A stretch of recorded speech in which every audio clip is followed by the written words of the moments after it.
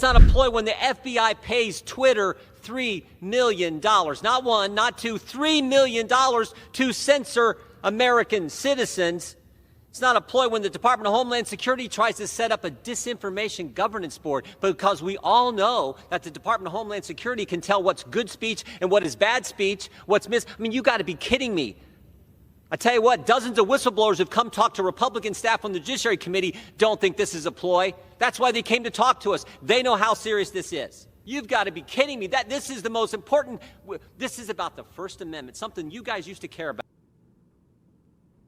Oh, we're going to get to all that with the House Judiciary Chairman, that feels good to say, and also chair of the new select subcommittee of the weaponization of federal government. I love that. That just sounds so wonderful. But before we get any of that, Congressman, let's get to this particular thing. The Ohio State Buckeyes, our Ohio State Buckeyes, missing a crushing field goal in the playoffs. The sting has not worn off for me yet. I'm still in pain here. Yeah, well, look, they could very well have been the very best team in college football. I mean, what a game that was with Georgia. And you know, our guy Russell is our media guy, is a big Georgia guy. But yeah, what a game that was. Oh, that whole weekend with the Michigan TCU game and then the Ohio State Georgia game, just great football to watch. Unfortunately, the Buckeyes came up on the short end of it all with. I mean, I think, you know what, it was funny. I forget who was announcing, but the announcer said, if you've ever played any golf, he had a great analogy. He said, it's like when you try to overswing in golf, you always hit it. At least I do, a hacker like me. You always hit it bad. You got to swing smooth. And this kicker, I think, it sure looked like he tried to overkick it. And, you know, God bless him, there was a lot of pressure, but wish it would have went in. But unfortunately, it didn't. It hurts me. Well, good. You know what? I hope the pain that poor kicker felt, I hope our weaponized administrative state is going to feel that very soon, too, courtesy of Jim Jordan and this weaponization of federal government subcommittee. Now, what exactly is it? What's a subcommittee? What is this subcommittee? What are you going to be doing? Well, the way it's set up is like there was a select subcommittee set up to deal with the coronavirus. It's actually part of that. That committee was part of the oversight committee, but the speaker named the Republican leader at the time and the Speaker of the House at the time named members. This is set up in the same format. It's designed to give it a little more focus, but it's the Speaker of the House, Speaker McCarthy, will decide who are the Republican members of the committee, and then Hakeem Jeffries will pick the Democrats. Unlike the January 6th committee, we'll actually allow Democrats on the committee. We actually think when you do investigations, when you have committees, there should be a cross-examination element. After all, that's how we get to the truth in our American system of justice. So we will certainly allow that. But it'll be part of the Judiciary Committee, but the selections to this subcommittee will be made by the Speaker. And we're going to focus on what, as I said on the House floor, dozens of whistleblowers have come and told Republican staff on the Judiciary Committee about what's going on at the Justice Department. We're going to hear from the people who've been targeted. Like, for example, the parents who were targeted by the Justice Department. Over 24 parents were visited by the FBI for simply showing up at a school board meeting and speaking their mind, advocating for their son or daughter. We're going to hear from those people and a host of other folks that we think are important as we go through this investigation and try to get the truth to the country. One of those whistleblowers, somebody I'm sure you probably know, because if he approached me, he most definitely found a way to approach you. FBI special agent who was pulled off of child sex crimes cases to investigate Meemaw wandering by the Capitol on January 6th. That sounds like such a level of rot that's so deep at the FBI. How do you even begin to try to clean that out? Because that has to stop. You first tell the story, and that's what these brave whistleblowers have been willing to do. Come talk to our staff. But you're right. One of them said, we're being pulled off of these kind of cases to focus on January 6th cases. We're the way they're encouraged now and pressured to classify cases as domestic violent extremism is just to juice up the numbers is wrong as well. We've heard from whistleblowers. And here's the other thing, Jesse.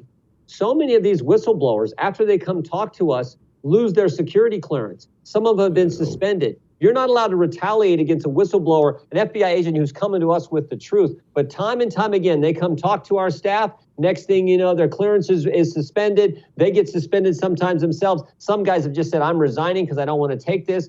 This is how political it's become. And of course, not to mention the agents who come talk to us about the same thing we've learned from the Twitter files, where there was this cozy relationship between big government and big tech to keep information from the American people. The idea that we were paying your tax dollars, your listeners and viewers' tax dollars, going to the FBI to censor speech and keep information from the American people, and maybe more importantly, to shape and mold the narrative. Our government was involved with big tech to do that.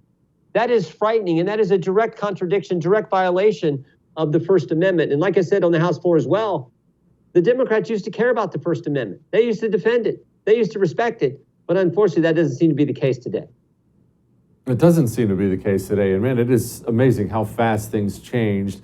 And speaking of how fast things changed, it seems like it was just 15 minutes ago that taking classified documents as the President of the United States was a matter of national security. My goodness, Let's send the FBI, throw the cuffs on him. Well, apparently Vice President Joe Biden took all kinds of stuff and just started chucking them all over the place, including Hunter Biden having access to these things.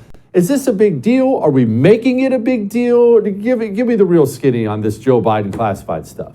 Well, I think the big takeaway are the obvious ones: the lack of transparency from this administration and the double standard. But I think that this transparency thing is important because they find documents November 2nd. They find more documents in the garage. On the first documents in November 2nd were found at the Penn Center, the Biden Center. Then on December 18th, they find them in the garage. And then the press breaks the story on January 9th saying, there were documents found at the Biden Center. The White House comes out and says, yeah, there were documents found there. We're working, da-da-da-da-da. But they don't tell us about the documents that were found on the 18th, even though they already knew. I mean, so time and time again, and yet they say they're being transparent. So I think that's a problem. And then, of course, there's the double standard, which, again, this is why we have this select committee to focus on this unequal application of the law, which is not supposed to be how it works in this great country. But that's what we see. And we're seeing it right here with this classified document. Jesse, I remember asking Secretary Clinton, this is several years ago in the Benghazi hearing, one of the rounds of questions I asked her, I said, Madam Secretary, you've got 60-some thousand emails on your personal computer.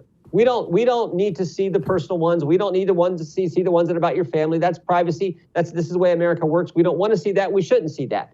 But we don't exactly trust you and your lawyers to give us the ones that we are entitled to see.